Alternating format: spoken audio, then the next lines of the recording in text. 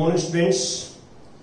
आज हम 9th class में जो टॉपिक स्टार्ट कर रहे हैं वो 5.2 टॉपिक है यूक्लिड की परिभाषाएं, अभिगृहित और अभिधारणाएं।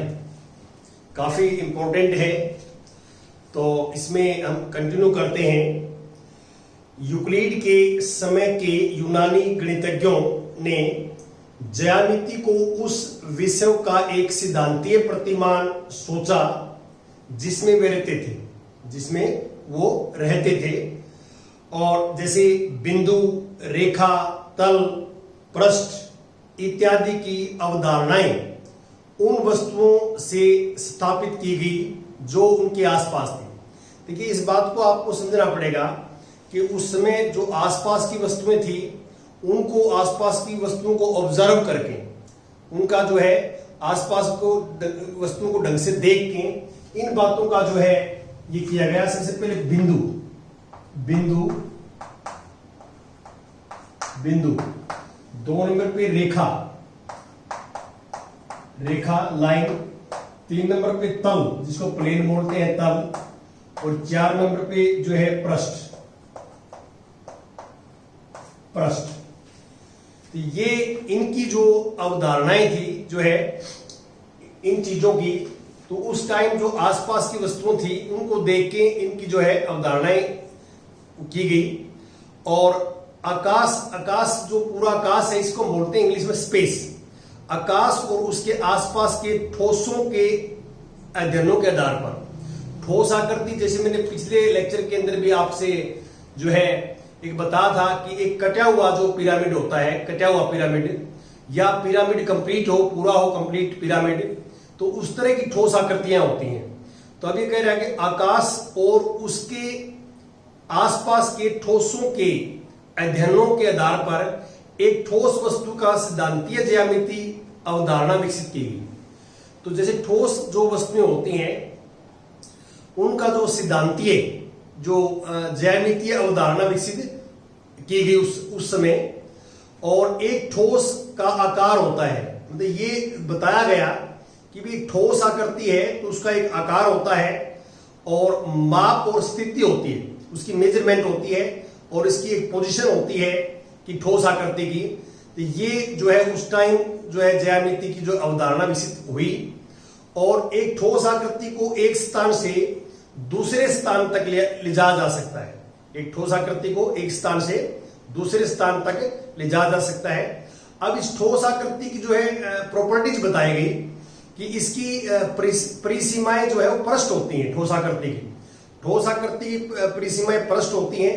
तो ये मैं थोड़ा सा आपको इससे माध्यम से बताऊंगा कि ये कहना चाहता है कि जैसे ये ठोस आकृति है, ये एक ठोस आकृति है जो आप देख रहे हैं, तो इसकी ये कह रहा है कि इसकी जो परिसीमाएं वो पृष्ठ हैं।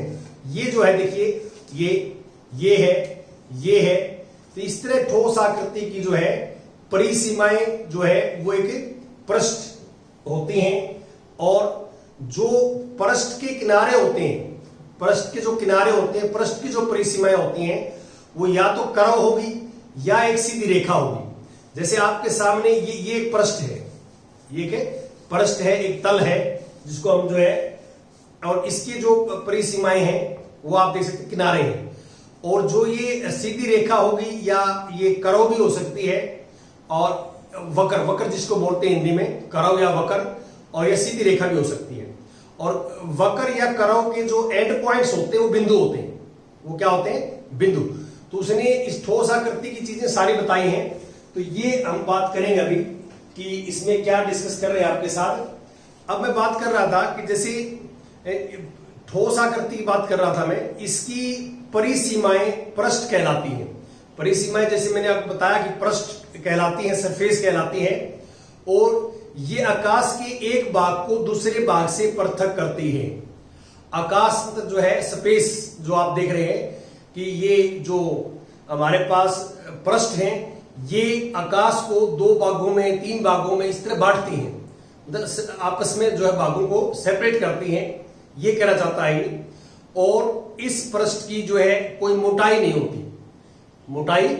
होती पृष्ठ की, और पृष्ठों की परिसीमाएं, मैंने बताया आपको कि पृष्ठों की जो परिसीमाएं हैं या तो वक्र होंगी, कर्व टाइप में होंगी, या सीधी रेखाएं होती हैं। जो मैं आपको बता रहा था अभी, इन रेखाओं की बात कर रहा है कि जैसे ये पृष्ठ है हमारे पास, ये रेखाएं हैं, ये रेखाएं ये सीधी भी हो सकती हैं और ये कर्व टाइप में भी हो सकती हैं।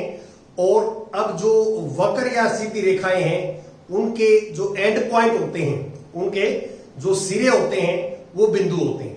तो अब हमने एक जो है सिस्टम बना लिया, एक ठोस आकृति के बारे में जो बताया आपको, एक ठोस आकृति के बारे में मैंने ये बताया आपको, जैसे ठोस आकृति है, ठोस आकृति के बाद हमारे पास आ गया पृष्ठ, पृष्ठ के बाद आ गया रेखाएं या जो है बिंदु, रेखाएं या वक्र, और इसके बाद आ गया बिंदु। अब यहां से देखिए, ठोस से हम पृष्ठ पे पहुंचे जो है, ये एक स्टेप है, पृष्ठ से रेखाएं सेकंड स्टेप है, रेखाएं से बिंदु पे थर्ड स्टेप है। अब हम इसकी स्टडी करेंगे। एक ठोस आकृति के बारे में मैंने आपको कुछ जानकारी बताई है।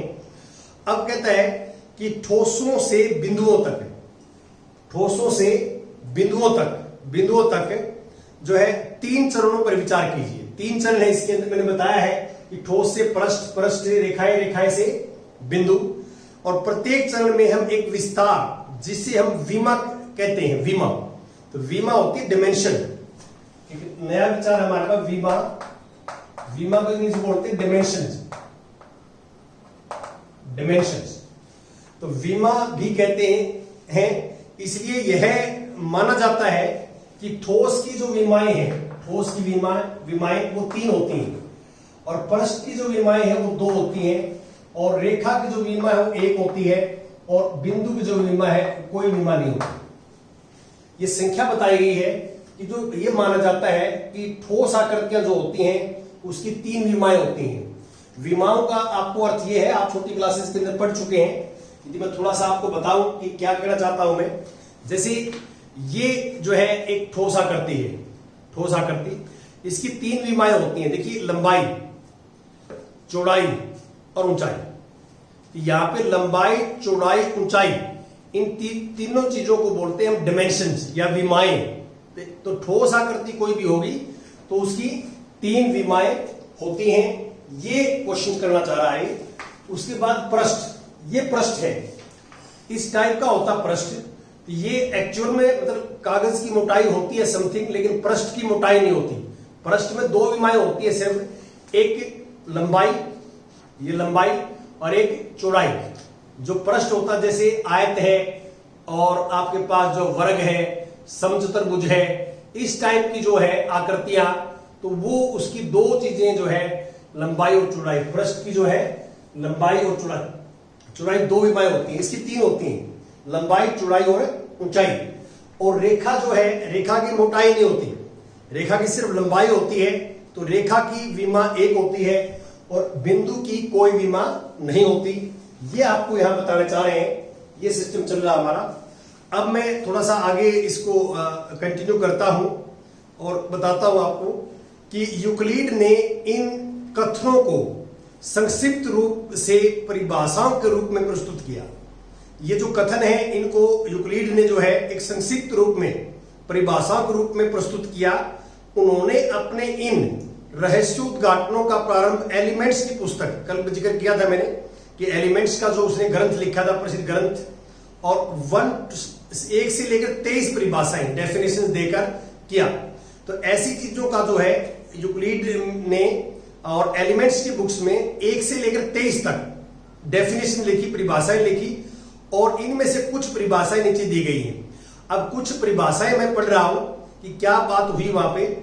जो परिभाषाएं दी यूक्लिड ने, वो कौन कौन सी दी, उसमें से कुछ परिभाषाएं हैं 23 में से। पहली परिभाषा, एक बिंदु वह है जिसका कोई भाग नहीं होता। ये वो एजम्पशन करके चला है कि एक बिंदु जो है, बिंदु क्या है, बिंदु एक सूक्ष्म पॉइंट है, काफी छोटा पॉइंट, और हम ये मान के चलते हैं कि बिंदु का कोई भाग नहीं होता। ये यूक्लिड ने अपने डेफिनेशंस के अंदर परिभाषाओं में लिखा। तो सेकंड नंबर पे क्या है, एक रेखा चौड़ाई रहित लंबाई होती है। एक रेखा जो है, रेखा वो चौड़ाई रहित लंबाई होती है, इसलिए रेखा की 1 विमा होती है। कोई भी रेखा हम खींचते हैं तो हम ये मान के चलते हैं कि इसकी मोटाई जो है नेग्लिजिबल है, बिल्कुल नहीं है, मोटाई जो है रहित है। और तीसरा है कि एक रेखा के सिरे बिंदु होते हैं, एक रेखा के जो सिरे होते हैं दोनों साइड में वो बिंदु होते हैं। और 4 नंबर ये लिखा कि एक सीधी रेखा ऐसी रेखा है जो समय पर बिंदुओं के साथ सपाट रूप से स्थित होती है। सीधी रेखा पर क्या स्ट्रेट लाइन से है, स्ट्रेट लाइन, ये बिंदुओं के कनेक्शन ही है, ये इसके ऊपर बहुत सारे बिंदु हैं और उन बिंदुओं को आपस में मिला जाए तो ये एक रेखा बन जाती है। तो एक सीधी ऐसी रेखा ऐसी रेखा है जो समय पर बिंदुओं के साथ सपाट रूप से स्थित होती है। इसके ऊपर जो है इसके समय के बिंदु हैं रेखा के, और उन बिंदु जो है वो रेखा के ऊपर होते हैं या रेखा उन बिंदुओं के से गुजरती है, ये कहना चाहता है। और एक पृष्ठ वह है जिसकी केवल लंबाई और चौड़ाई होती है।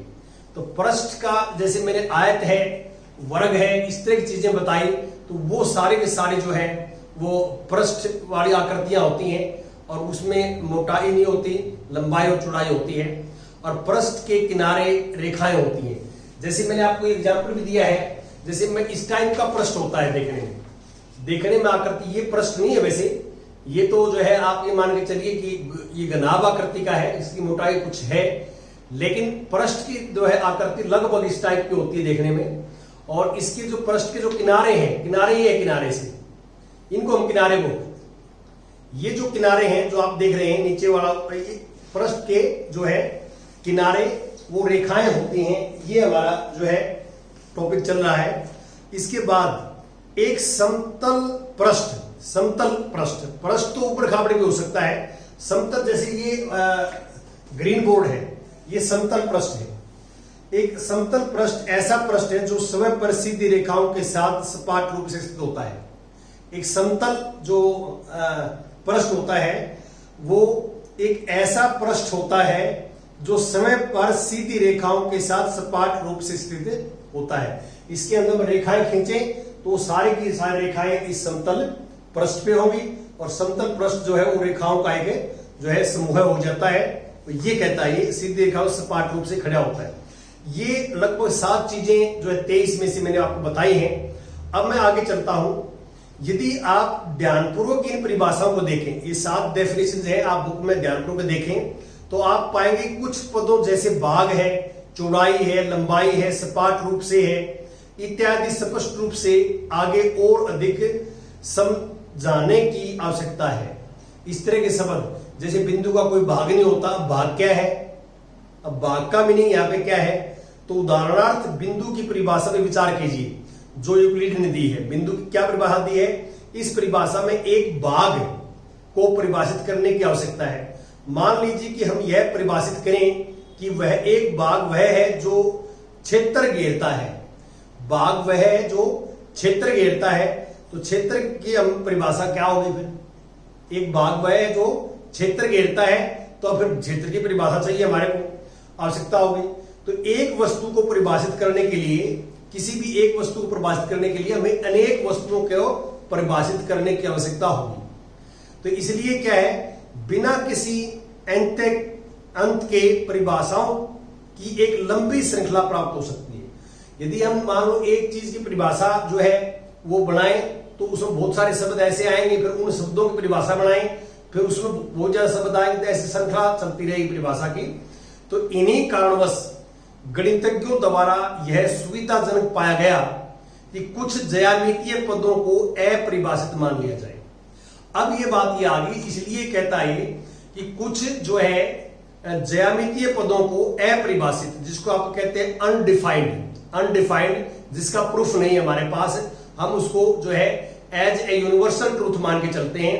तो कुछ ज्यामितीय जो पदों को अपरिभाषित मान लिया गया। जैसे इस विधि से हम एक बिंदु की ज्यामितीय संकल्पना का ऊपर दी गई परिभाषा की तुलना में एक बेहतर अंतर्ज्ञानात्मक आभास प्राप्त करेंगे। इसलिए हम बिंदु को एक सूक्ष्म बिंदी, सूक्ष्म का अर्थ क्या है, बहुत छोटी, बिंदु को एक सूक्ष्म बिंदी से निरूपित करते हैं, परंतु इस सूक्ष्म बिंदु की कुछ न कुछ तो विमा अवश्य होती है।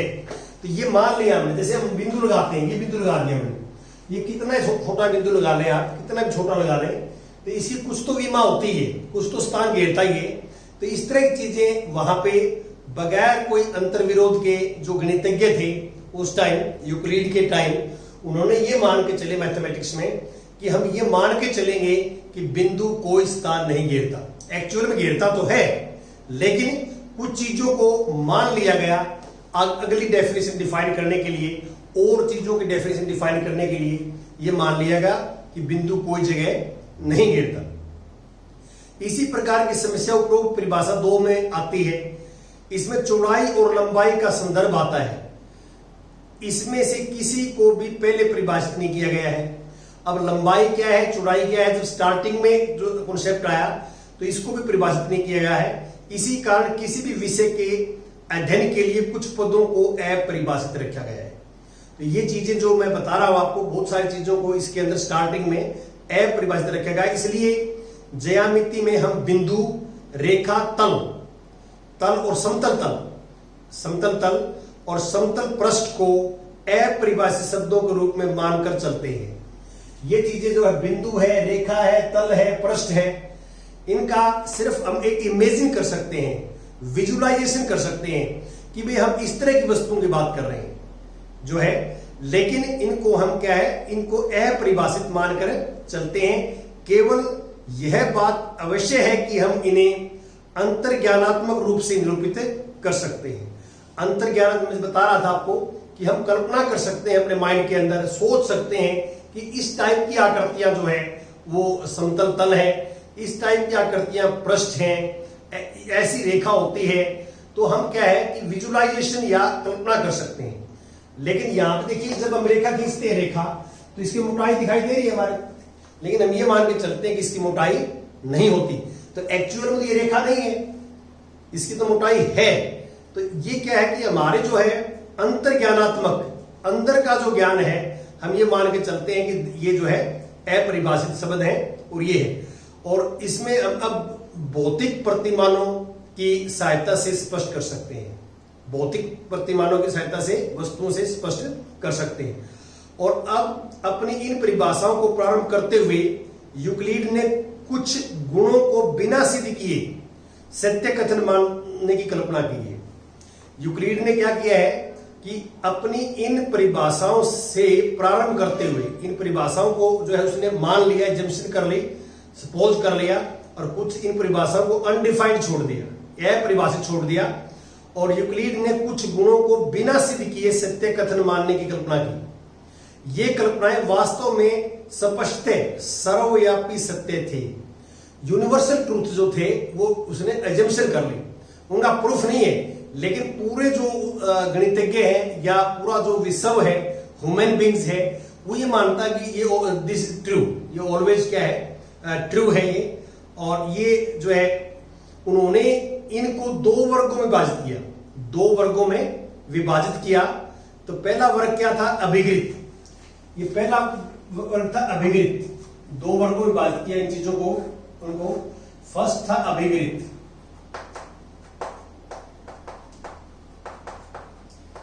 और दूसरा था इसके अंदर अभिधारणाएं, अभिधारणाएं,